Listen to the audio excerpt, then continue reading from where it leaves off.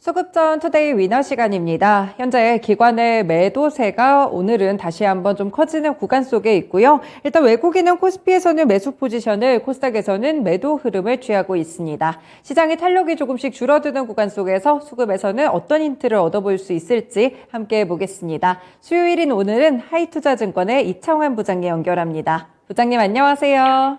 네, 안녕하세요. 네, 오늘 수급적으로 일단 흐름이 좀 엇갈리고 있는 모습 나타나고 있는데 오늘장 어떤 수급의 특징이 있을까요? 네, 그 전일 미국 증시가 이제 급반등을 한 영향으로 시장이 갭상승이 진행이 됐고요. 외국인들이 선물 시장과 코스피 쪽에서 순매수 기조를 이어가는데, 미국장이 올라갔던 거는 중국 경제 봉쇄 완화에 대한 기대감도 있고, 4월달 주요 이제 경제 지표들이 호조를 보였고요.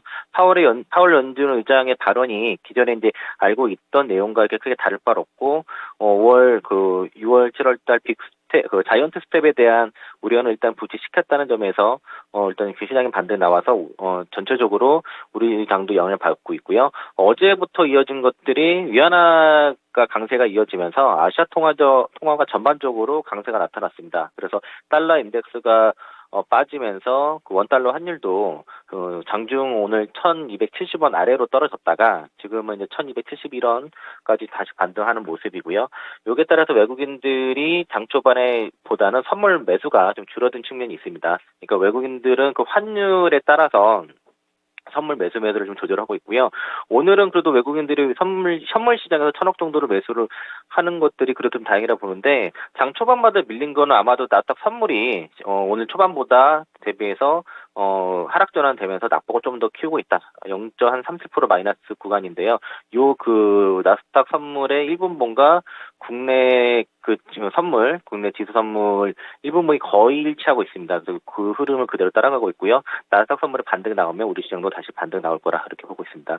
네, 그렇군요. 간밤 미증시의 반등도 있었고 원달러 환율의 추세에 따라서 수급적인 부분도 변화하고 있는 부분이 확실해 보이는데요. 근데 대체적으로 반도체 종목들 그리고 2차 전지 또 대형주들 위주로 매수세가 들어오고 있는데 코스피 쪽에서 두 종목 어떤 종목을 좀 눈여겨보고 계시세요? 일단 삼성전자랑 삼성 SDI 좀 눈여겨보고 있고요.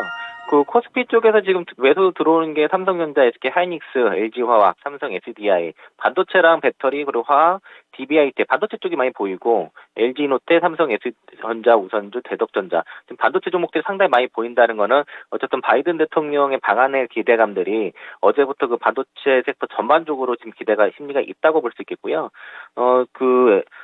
그 삼성전자 같은 경우는 아무래도 원달러 환율이 떨어지게 되면 외국인들이 가장 우선적으로 매수하는 게 삼성전자라고 할 수 있겠고요.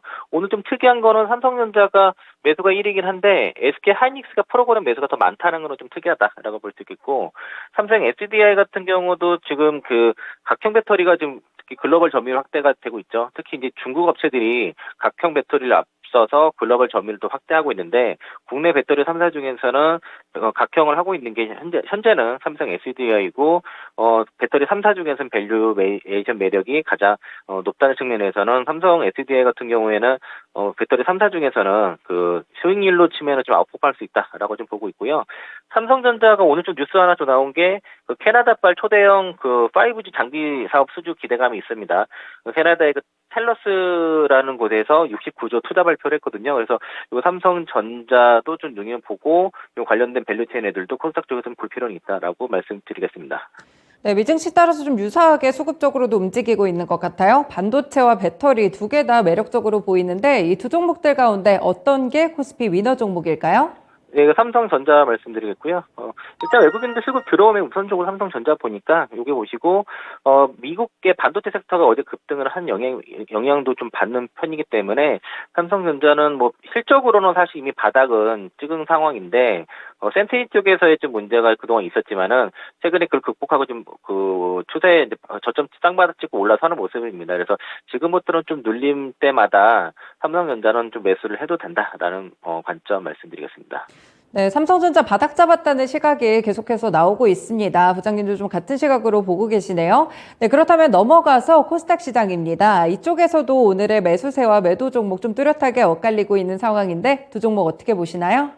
네, LNF가 지금 압도적으로 매수 상위에 있고요. 지금 어제 이어서 지금 이틀 연속인데, 다만 제가 이제 박스가 상단 25만 원 정도에서는 차익 의견을 어저께 드렸습니다. 오늘 그 정도 찍고서 지금 윗골이 쭉 달리는 모습이고, 심택을 어제도 좀 특징주로 지난주부터 말씀을 제가 그 기회다, 저점 기회다라고 꾸준히 말씀드렸던 심택도 오늘 지금 매수 상위에 올라서 있고요.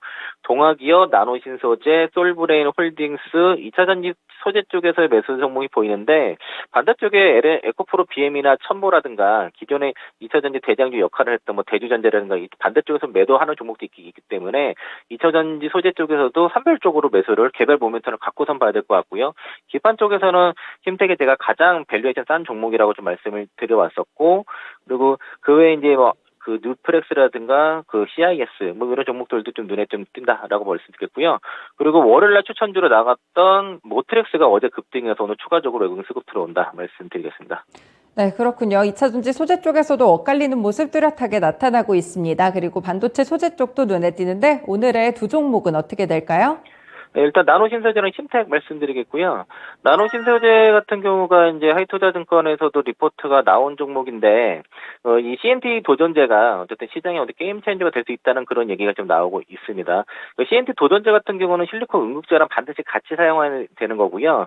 지금 포르쉐 그 타이칸이라든가 이런 쪽에 이제 그 대주전자 재료에 실리콘 응급제가 같이 들어가는데 최근에 차량 한 2대 정도가 더 추가됐다고 지금 보고 있고, 최근에 이제 그 나노신소재 외에 이제 그 CNT 도전제를 명확하게 양산에 성공한 기업들이 별로 없기 때문에 좀 차별화되는 모습이고요. 올해부터 실적이 점프할 거로 봅니다. 작년에 영업이익 57억이었는데 올해는 120억, 내년에 200억 돌파하고 2023년에 500억까지도 얘기가 나와서 최근에 2차전지 섹터 내에서 은근히 제일 강한 종목이라고 좀 볼 수 있겠고요. 다만 요거는 이제 밸류는 다만 좀 비쌉니다. 올해 기준으로 PR 80배, 내년으로 거의 48배에 달하기 때문에 밸류는 비싸서 들어가기는 좀 부담스럽지만은 가지고 있다고 하면은 아직은 좀 더 봐도 되지 않나. 아직은 주가가 과열권은 아니고 오늘 신고가 갔는데 한번 추가적인 업사이드는 가능하다라고 말씀 좀 드리겠고요.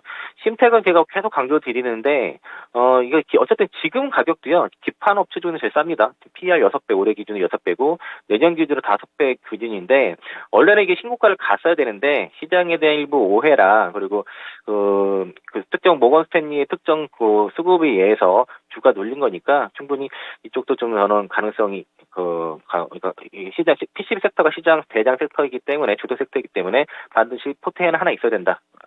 그 입장에서는 심택은 매수해도 된다라고 말씀드리겠습니다.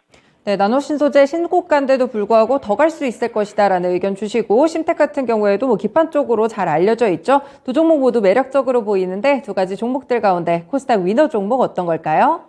네, 뭐 제가 강조 드린 심택 말씀드리겠고요. 그러니까 지금부터 사서 내가 목표 수익률을 얼마큼 가져갈 때를 따질 때는 심택은 여기서 그 2배 가도 비싸다고 보기가 어렵습니다. 제가 이제 실적에 대해서 굉장히 말씀을 많이 드리고 있고요. 1분기 같은 경우도 역대 최고 실적이 달성이 됐고, 동사가 가지고 있는 그 M샵이라고 해가지고 여기에 들어간 기판들이 뭐 SP, CSP라든가 SIP, 그 GDDR6라든가 MCT 이런 그 기판들이 굉장히 수급이 타이트하고 매출이 확대되면서 수익성이 계속 올라가고 있고요. 핀텍 같은 경우에는 이 제품 믹스가 워낙 잘 돼가지고 영업이익률이 1분기 때 20%가 넘어갔는데 기판 업체 중에서 영업이익 20% 넘어가는 기업이 없습니다. 핀텍이 유일하고요. 이 FC BJ 쪽의 업계들이 지금 증설이 집중되다 보니까 그 외의 기판들도 지금 다 공급 부족이 시들러가고 있고 2023년까지는 그냥 무조건 기판 다 부족하다고 보시면 됩니다. 그래서 최소한 심택도 회사에서 얘기하는 건 앞으로 2, 3년간은 계속 업황 호황이 이어진다라고 지금 자신을 하고 있기 때문에 우리가 이제 시장이 불안할 때 실적주로 그 수급이 좀 더 쏠릴 수 있기 때문에 이게 눌려 있는 부분 아직도 더 기회라고 좀 보고 있고요. 그리고 이제 올해부터 DDR5 시대가 열리는데 여기에 절대적인 매출이 가장 높은 회사가 심택입니다. 그리고 점유율도 DDR5 시대가 열리면 점유율이 50% 이상 예상되기 때문에 심택 강조드리겠고요. 올해 영업이 3,500 이상이니까 심택 PCB 쪽에서는 최우선주로 말씀드리겠습니다. 네, PCB 토픽으로 꼽아주시네요. 심택까지. 네, 오늘의 두 가지 위너 종목들 잘 들어봤습니다. 고맙습니다. 네, 고맙습니다. 네, 오늘 코스피 위너 종목은 삼성전자, 코스닥 쪽에서는 심택으로 제시가 됐습니다. 두 종목 모두 포인트 잘 살펴보시죠. 지금까지 수급전 투데이 위너 시간이었습니다.